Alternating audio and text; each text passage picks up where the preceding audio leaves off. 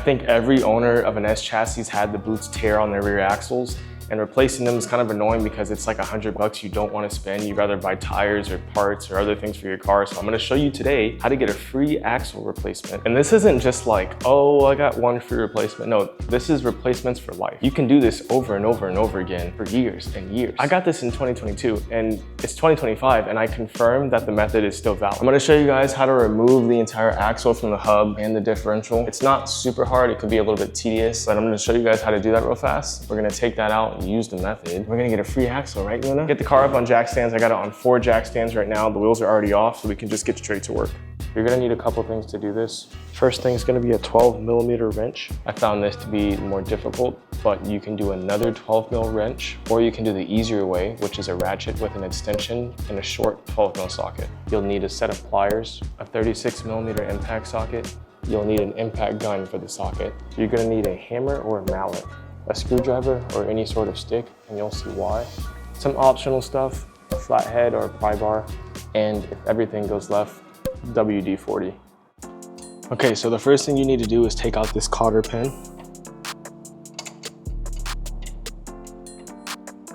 I wouldn't recommend this, but you can fit something in between this cotter pin here.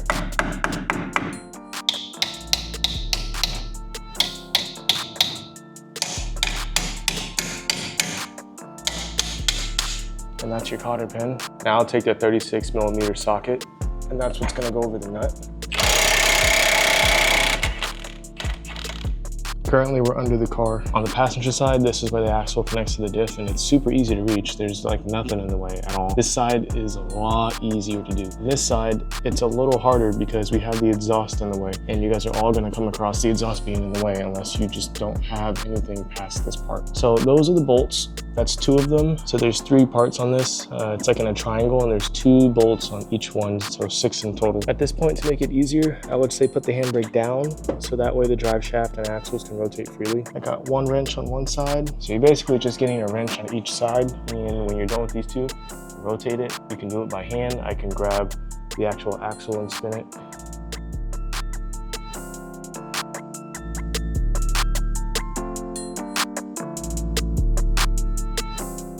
Okay, I just finished taking out all the bolts and nuts. You can actually take this and feed it over the subframe, and then it gets into here, and you're able to actually, if you can see, you can reach these bolts from here. So that way you have way more space to just kind of do this. And that's way easier than trying to get a wrench in between the subframe and the exhaust. You just fit a wrench right here, use the 1/4" extension.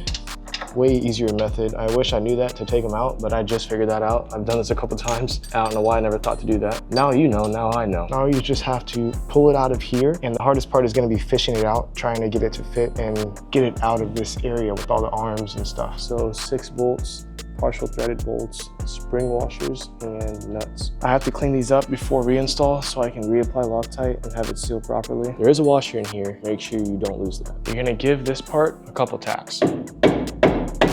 You might have to do it pretty hard, especially if it's been in here for a while. This has been in since 2022, so I might have to tap it pretty hard, but you're gonna give this a couple hits just to break the splines loose from the actual hub.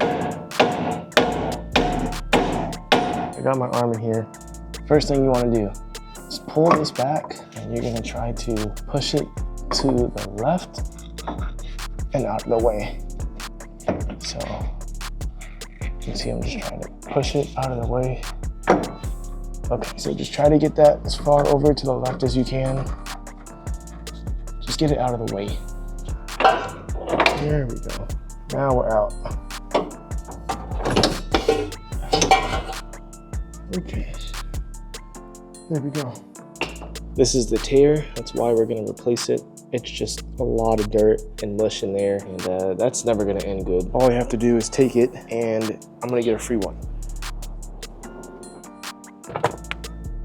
So what I'm about to do is go to AutoZone. AutoZone sells an OEM axle that has limited lifetime warranty. I don't know why they call it limited, because if the boot tears or it breaks or something happens, just replace it. What can it not cover? You know, now if you're bringing a broken axle in every single day, then maybe, you know, maybe. I'm sure in the fine print, it's like, okay, last up to like 6 months or something, but it should last that long. It should last a lot longer than that, so you shouldn't have to worry. I'm gonna go drive over there, exchange it. I already called them the other day, confirmed I can do so. I don't need a receipt or anything. They can look up my phone number, see I made the purchase, even if it was in 2022, and he said bring it in, and that's it. So we're gonna head over there now, exchange this thing out, and hopefully it goes smooth, because if it does, then that just confirms that you can get free axle replacements for life. Big bag Security. That was so easy. I walked in, I said, here's the old one. They gave me the new one, no charge, super fast, super simple. I did confirm that no matter how many times you get a replacement, you always have lifetime warranty. You just walk in, they put your phone number in, they see you purchased it, you say, I need a new one. They bring it from the back, you give the old one, take the new one, that's it. Don't gotta pay a dime. All right, so this opening right there, I'm gonna feed the entire axle through there, and it's gotta go into that hole right there. Once I do that, we got 6 bolts right here to connect, the castle nut on the end, cotter pin, and we're done.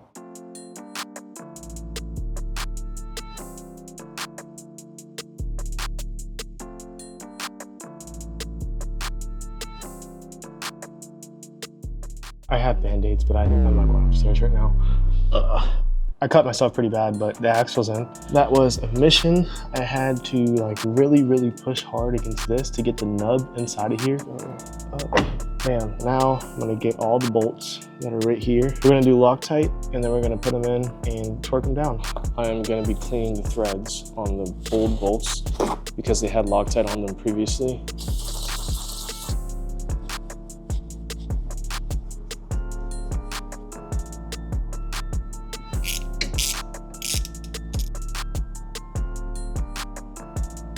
One more thing that I do, I don't know if you can see it, but the marks that I have like on this side, I did the same thing on that side, and I just used a marker like this. The reason I do that is so when I'm doing my bolt checks before track days, I can easily just look up here and see if anything shifted or backed out. Putting the washer back.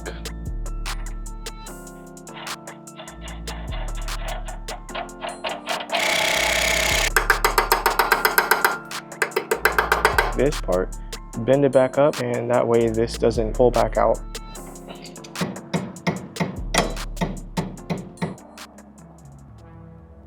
Okay, so free axle R&R, remove and replace, is done. You guys know the method. This thing's ready to get back on the road. Well, I still have to do the turbo and all that stuff. Speaking of the SR, if you guys have an SR and want to see how to build it from the bottom up, because you want to do a rebuild by yourself and not pay a machine shop thousands of dollars, I have a guide on the entire thing. Torque specs, details, everything from the bare short block all the way up to a full long block. I'm gonna have it on the screen right here. Thanks for watching, guys. See you in the next one.